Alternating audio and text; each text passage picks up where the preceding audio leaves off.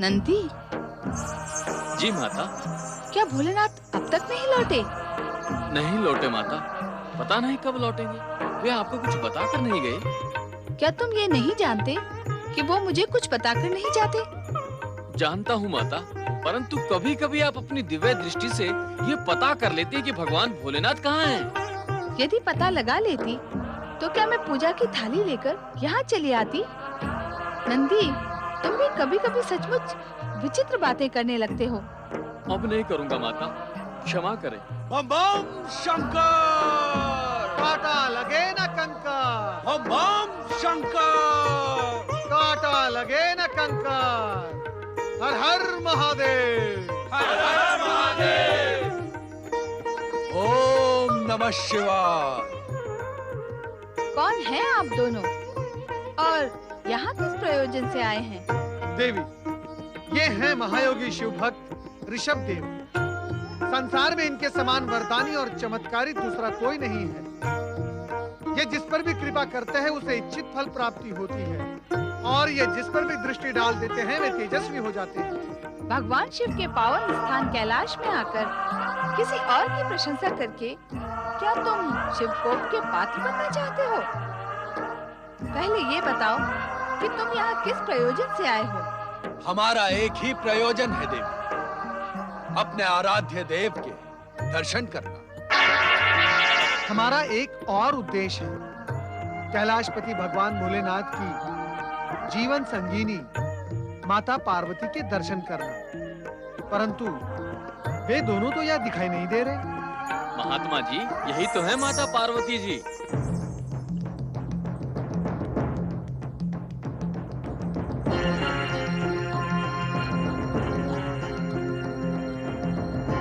विश्वास नहीं होता कि यही देवी पार्वती है। आपके विश्वास की हमें आवश्यकता नहीं है। ऐसा लगता है आप लोग शिव भक्त नहीं, पाखंडी हैं। आपकी दृष्टि शुद्ध नहीं है।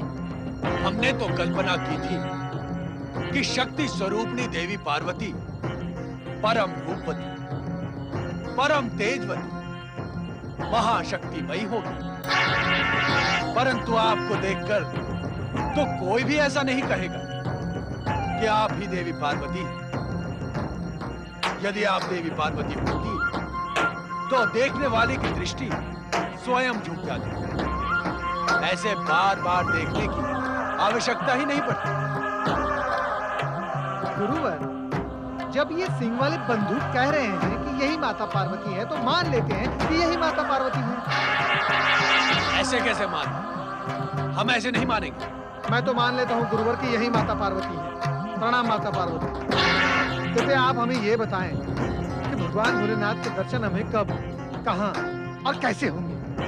पार्वती को अविनय और शंका की दृष्टि से देखने वाले शिव योगी, चले जाओ कैलाश से, अन्यथा परिणाम शुभ नहीं होगा।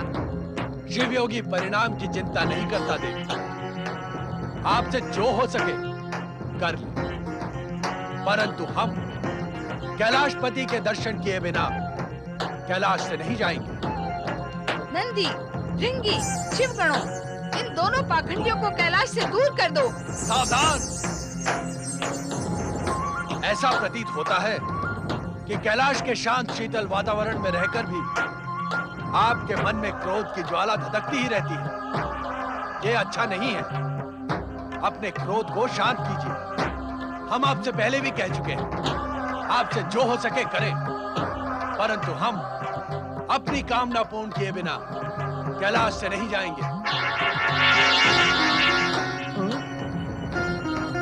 गुरुवर, सुना है माता पार्वती जब चाहे तब शक्ति का रूप धारण करके प्रलय मचा सकती है।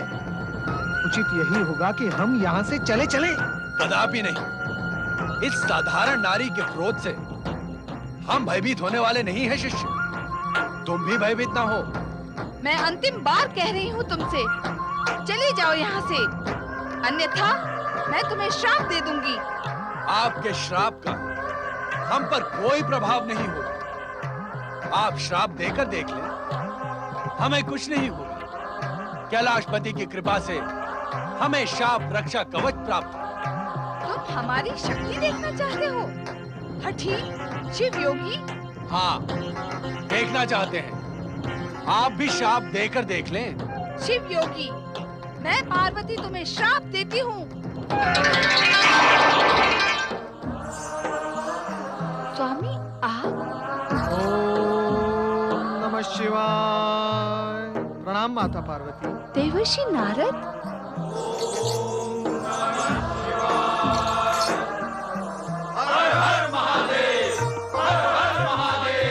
स्वामी आपने मेरे साथ ये लीला क्यों की? देवी पार्वती, आओ हमारे पास बैठो। भगवान भोलेनाथ की शक्ति स्वरूपिणी माता पार्वती की।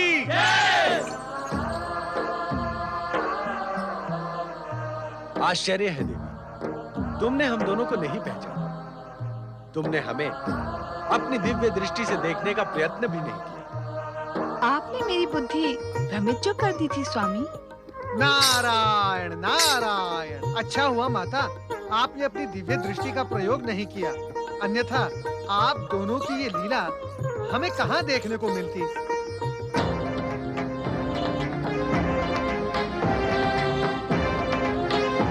क्या हुआ स्वामी, आप अचानक इतने गंभीर क्यों हो गए? भोलेनाथ, क्या कुछ अघटित घटित हुआ है? हाँ नारद, महाराज वज्रसेन के प्राण संकट में हैं। उन पर शत्रुओं ने आक्रमण किया है।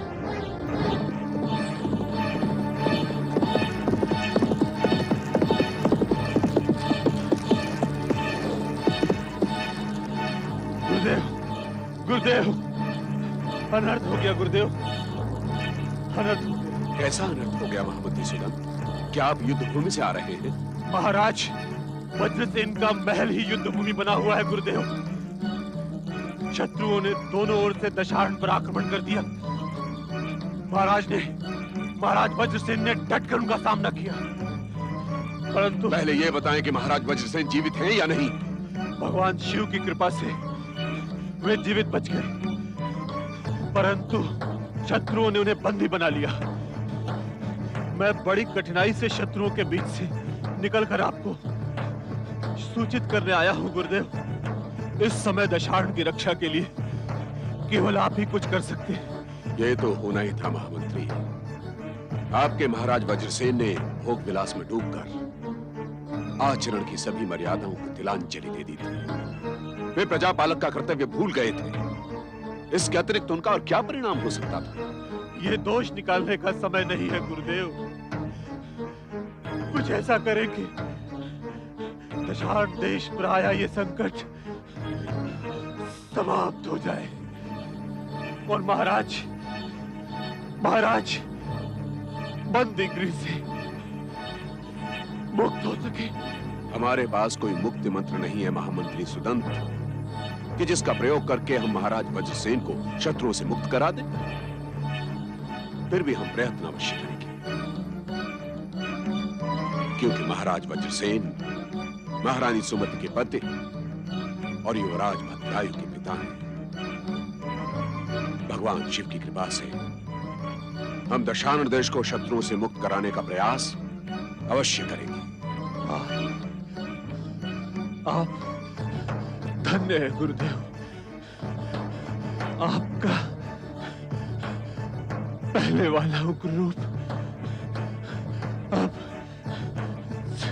सच्चे राजगुरु में परिवर्तित महामंत्री हो सुदंत, चुका। महामंत्री संभालिए। आपका प्रयास अवश्य सफल होगा। आप आश्रम में चलकर विश्राम करें महामंत्री। मैं आपके उपचार की व्यवस्था कर रहा हूं। भगवान शिव की कृपा से आप शीघ्र ही स्वस्थ हो जाएंगे। आइए। माँ, भैया, कहाँ हैं आप लोग? सोमदत्त, क्या बात है बेटा? सोम, भद्रायु कहाँ है? भद्रायु मेरे साथ कैसे हो सकता है मैया? मैं तो तुम्हें बताकर गया था कि मैं अकेला व्यापारियों से मिलने दशान राज्य जा रहा हूँ, परंतु दशान में तो युद्ध छिड़ा हुआ है। क्या? दशान राज्य में युद्ध छिड़ा हुआ है? हाँ माँ, इसीलिए मैं दशान राज्य से निकलकर दूसरे राज्य चला गया। मैया, हम कुछ व्यापारियों ने व्यापार के लिए विदेश जाने का निश्चय किया है। क्या तुम विदेश जाओगे? नहीं बेटा, इसकी क्या आवश्यकता है? तुम्हारे पिता के पास क्या धन की कमी है जो तुम अपने प्राण संकट में डालना चाहते हो? हाँ बेटा, विदेश यात्रा में तो समुद्री दस्युओं का भय होता है। समुद्र में वे व्यापारियों को लूट लेते हैं। प्रणाम माताओं। तुम आ गए भद्रायु? तुम कहाँ गए थे भैया? मैं युद्धाभ्यास करने गया था। शिव योगी जी के दिए हुए शंख और खड्ग का नित्य प्रयोग न करने से वे प्रभावहीन हो जाएंगे। तुम परदेश से कब आए? अभी अभी आया भैया। भैया, तुम माताओं को समझाओ ना, ये मुझे विदेश व्यापार करने जाने से ना रोकें। ये मुझे समुद्री दस्युओं का भय दिखा रही है। सोमदत्त को विदेश यात्रा पर जाने दे मां। विदेश व्यापार से इसका साहस बढ़ेगा, इसका भाग्य चमकेगा और श्रेष्ठी शिवचरण और सोमदत्त का नाम विश्व भर में प्रसिद्ध होगा। श्रेष्ठीवर जी, आप सबको मुख्य कक्ष में बुलाया है। राजगुरु पधार रहे हैं। चलो।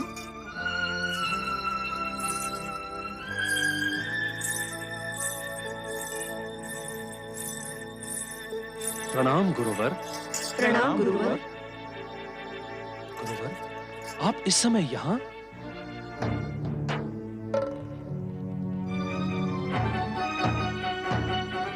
मुझे आना ही पड़ा भद्रायु। तुम्हारे पिता महाराज वज्रसेन को बंदी बनाकर शत्रुओं ने संपूर्ण दशारण देश पर अधिकार कर लिया है। अभी अभी सोमदत्त ने दशान राज्य में युद्ध छिड़ने की सूचना दी, परंतु मैंने नहीं सोचा था कि महाराज।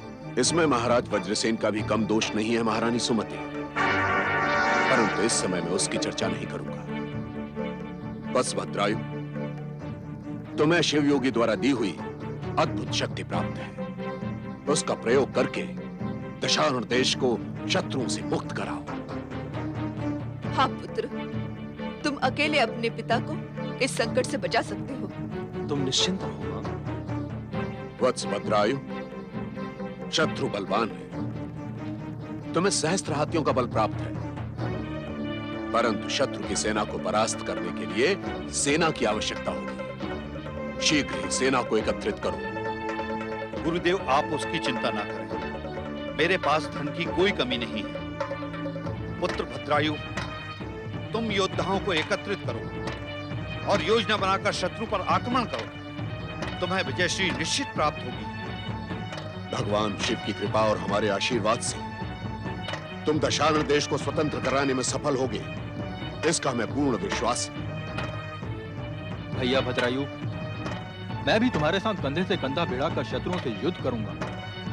विदेश व्यापार के अवसर तो फिर भी आएंगे। नहीं सोमदत्त, तुम मेरी चिंता ना करो। भगवान शिव की कृपा और गुरु के आशीर्वाद से मैं अकेला ही शत्रुओं के दांत खट्टे कर दूंगा। तुम विदेश यात्रा पर अवश्य जाओ। नहीं भद्रायु, सोमदत्त तुम्हारे साथ ही जाएगा। वो तुम्हारे समान योद्धा नहीं है, किंतु तुम्हारी अनेक प्रकार से सहायता कर सकता है। महारानी सुमति, चिंता का कोई कारण नहीं है। शिव योगी द्वारा दिए हुए दिव्य शंख, दिव्य खड्ग और दिव्य शिव कवच धारण करने वाले भद्रायु का कोई बाल भी बांका नहीं कर सकता। आप निश्चिंत रहें गुरुवर, मैं शिव कवच धारण करके ही युद्ध के लिए प्रयाण करूंगा, परंतु इससे पहले मुझे सेना एकत्र करनी है। अच्छा, तो हम चलते हैं। प्रणाम गुरुवर। हमारा शुभ आशीर्वाद तुम्हारे साथ है। शीघ्र ही विजयश्री तुम्हारे चरण चूमेगी, इसमें हमें तनिक भी संदेह नहीं है। स्वस्थ, तुम्हारा कल्याण हो।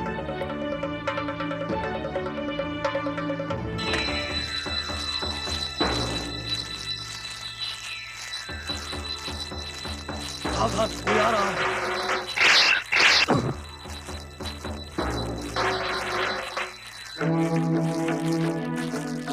कौन हो तुम? किसी अपरिचित को हमारे राज्य की सीमा में प्रवेश करना मना है। हमको हमारे राज्य में प्रवेश करने से कोई नहीं रोक सकता। दूर हो जाओ तुम। हम तुम्हें प्रवेश करने नहीं देंगे। क्या?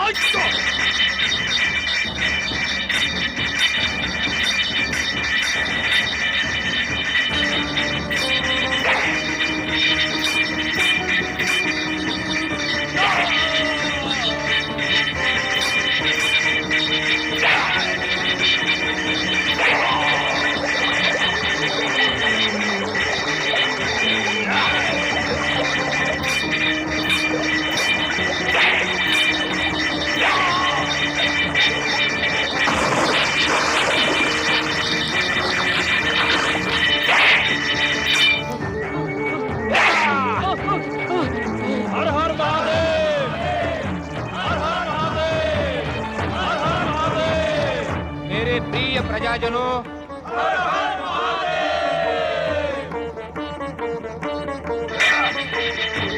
मेरे पिता के शत्रु, मैं तुझे जीवित नहीं छोड़ूंगा।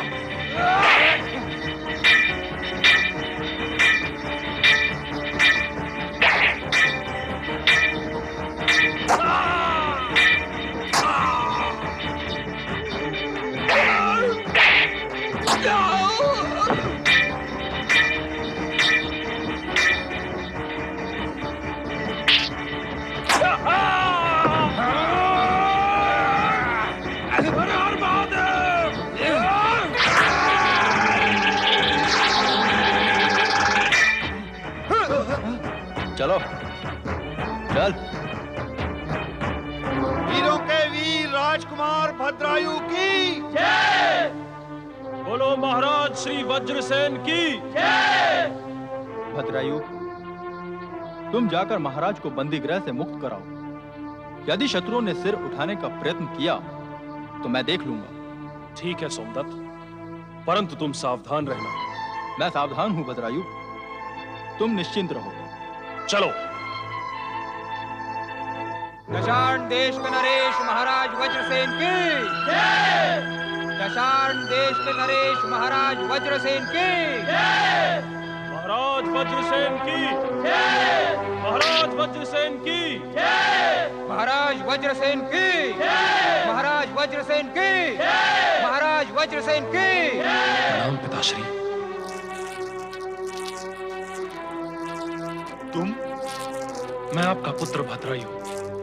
ये मेरा दुर्भाग्य है कि अब तक मैं आपके दर्शन से वंचित रहा पिताश्री। तुम्हारा नाम भद्रायु है? हाँ पिताश्री। तुमने शत्रुओं को परास्त कर दिया? ये देखिए पिताश्री, ये है प्रत्यक्ष प्रमाण कि मैंने शत्रु राजा का वध कर दिया है। शत्रुओं को उनकी करनी का फल मिल गया है पिताश्री। अधिकांश शत्रु मारे जा चुके हैं और जो बचे हैं पलायन कर गए हैं। चलिए पिताश्री, अपने सिंहासन पर पुनः विराजमान हो जाइए।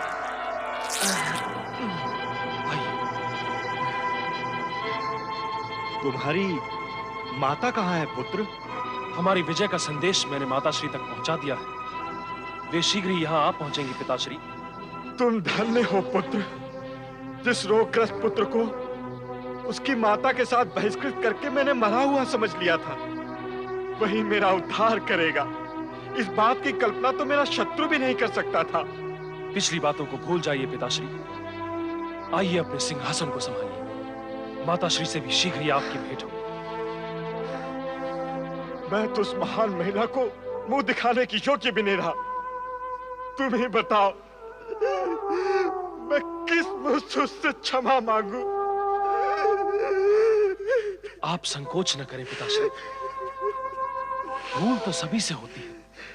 आइए, कोई विवश होकर भूल करता है तो कोई अपनी इच्छा से। आपकी भूल आपकी व्यवस्था थी। माताश्री ने मुझे सब बता दिया है। परंतु अब साक्षात भगवान शिव हमारे सहायक हैं, हमारे मुक्तिदाता हैं।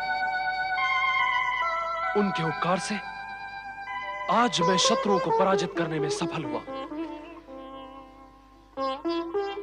जय शिव शंकर। जय शिव शंकर। दशाण देश नरेश महाराज वज्रसेन के दशाण की महारानी देवी सुमति की राजपुरुषों, दशाण देश के शत्रुओं को परास्त करने का श्रेय शिव कृपा पात्र युवराज भद्रायु को है। उनकी भी जय जयकार कीजिए। दशाण देश के युवराज भद्रायु की हम सबके मार्गदर्शक आदरणीय राजगुरु धूर्जटी की महानुभावों, हम अपने आप को इस जय जयकार के योग्य नहीं समझते, क्योंकि वर्षों पूर्व हमारे ही कारण महारानी सुमति और युवराज भद्रायु यहां से बहिष्कृत हुए थे। हम अपने पाप का प्रायश्चित्त कर चुके हैं और भगवान शिव की कृपा से पाप मुक्त भी हो चुके हैं, परंतु फिर भी हम अपने मन की शांति के लिए आप सबके समक्ष महारानी सुमति और युवराज भद्रायु से क्षमा चाहते हैं। नहीं गुरुदेव, नहीं, ऐसा कहकर आप हमें लज्जित न करें।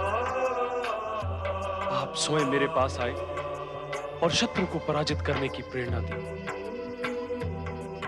आपने मुझे मेरे कर्तव्य का स्मरण कराया। आपने मुझ पर जो उपकार किया है उसे मैं कदापि नहीं भूल सकता प्रभु। उठो भद्रायु।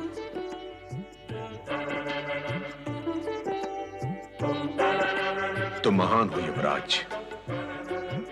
हम ये सत्य कभी नहीं भूल सकते कि प्रतिशोध की आग में जलते हुए हमने तुम दोनों माता पुत्र को दुखों की खाई में धकेल दिया था, और उस समय भगवान शिव ने शिव योगी का रूप धारण करके तुम्हारा उत्थान किया, तुम्हें अतुल शक्ति प्रदान की।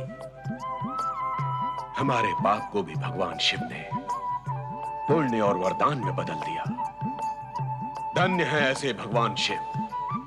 आओ हम सब मिलकर उन भगवान शिव की जय जयकार करें। बोलो पतितोद्धारक भगवान शिव शंकर की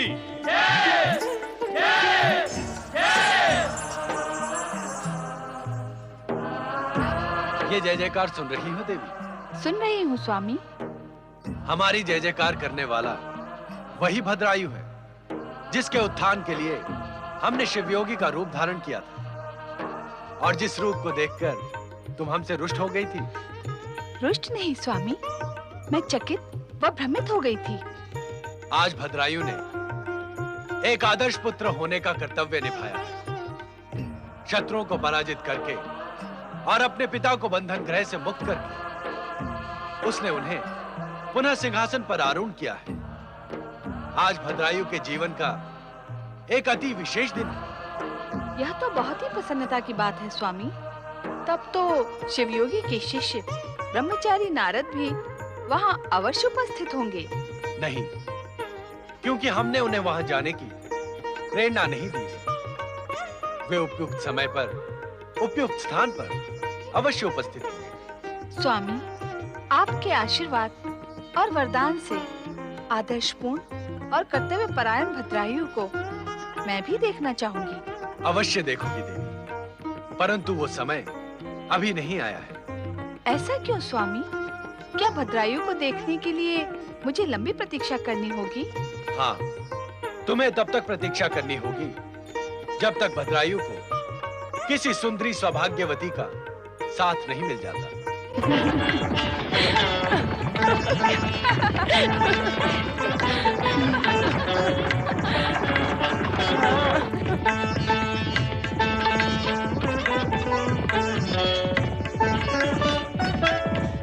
आओ सोमनाथ, देखते हैं किसका अश्व आगे जाता है। हाँ हाँ चलो।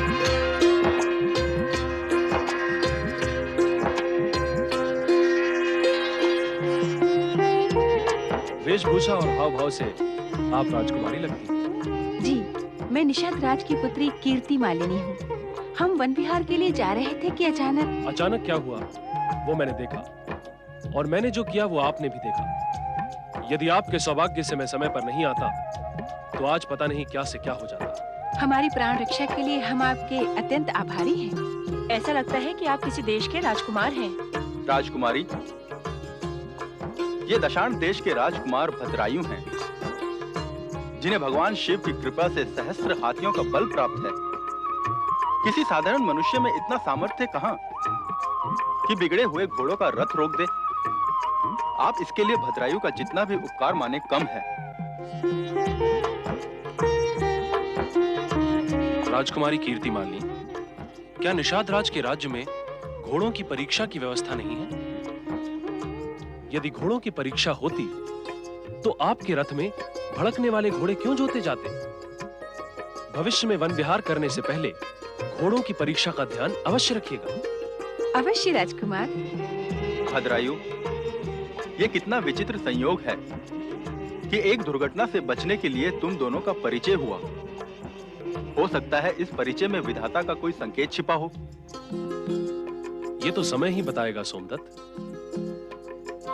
हमें इनके वन विहार में बाधा डालने का कोई अधिकार नहीं है। चलो चले। नमस्कार राजकुमारी। नमस्कार।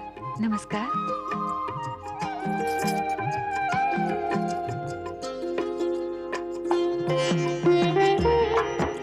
दशाण नरेश महाराज वज्रसेन की जय जय जय। दशाण महारानी सुमति की जय जय जय। दशाण युवराज महाप्रतापी भद्रायु की जय जय जय।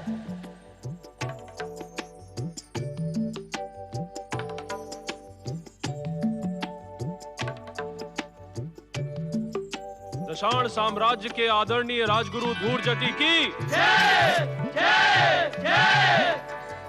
महाराज, मैं निषाद राज को अपने साथ लेकर आया। ये आपसे कुछ विशेष निवेदन करने आए।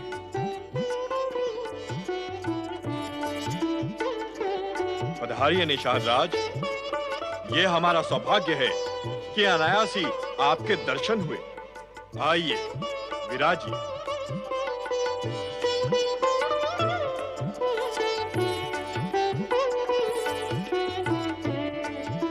कहिए निषाद राज, हमारे लिए क्या आज्ञा है? जब गुरुदेव आपको अपने साथ लाए हैं तो आपकी आज्ञा हमारे लिए विशेष महत्वपूर्ण है। गुरुदेव, हमारी ओर से आप ही महाराज से निवेदन करेंगे तो उपकार होगा। जैसी आपकी इच्छा। आप हमारे अतिथि हैं और आपकी इच्छा का सम्मान करना हमारा परम कर्तव्य है। महाराज वज्रसेन, निषाद राज अपनी सर्वगुण संपन्न राजकुमारी कीर्ति मालिनी के स्वयंवर का आयोजन करने ही वाले थे कि भगवान शिव की कृपा से अचानक एक घटना घट गई।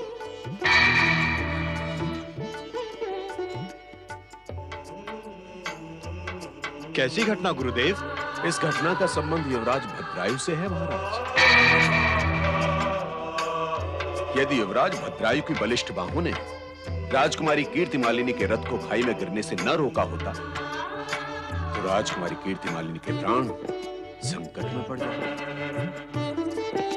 युवराज, तुमने हमें तो इस विषय में कुछ नहीं बताया। सच्चे वीर अपनी वीरता और पराक्रम का बखान नहीं किया करते महाराज। अब निषाद राज का यह विचार है कि जिस दिन से राजकुमार ने राजकुमारी के प्राण बचाए हैं, उसी दिन से राजकुमारी कीर्ति मालिनी उनकी हो चुकी है। और इसमें विधाता का स्पष्ट संकेत है। इसलिए निषाद राज चाहते हैं कि आप इस संबंध को अपनी स्वीकृति प्रदान करें। आपका क्या विचार है महारानी? क्या हम इस संबंध को स्वीकार कर सकते हैं? ये तो युवराज भद्रायु की सहमति पर निर्भर है। हमें भला क्या आपत्ति हो सकती है? युवराज, आपकी क्या इच्छा है? माता पिता की इच्छा ही मेरे लिए सर्वोपरि है पिताश्री। मैं अब इस विषय में कुछ नहीं कहना चाहता। हमें यह संबंध स्वीकार है गुरुवर। गुरुवर, हम भद्रायु के शुभ विवाह के बारे में सोच ही रहे थे कि आपने ये अवसर उपस्थित कर दिया। आप निषादराज जी से कहें कि शीघ्रातिशीघ्र विवाह संपन्न कराएं। जो आज्ञा महारानी। गुरुदेव के परामर्श से हम विवाह का शुभ मुहूर्त शीघ्र ही निकालेंगे। अब हमें आज्ञा दीजिए।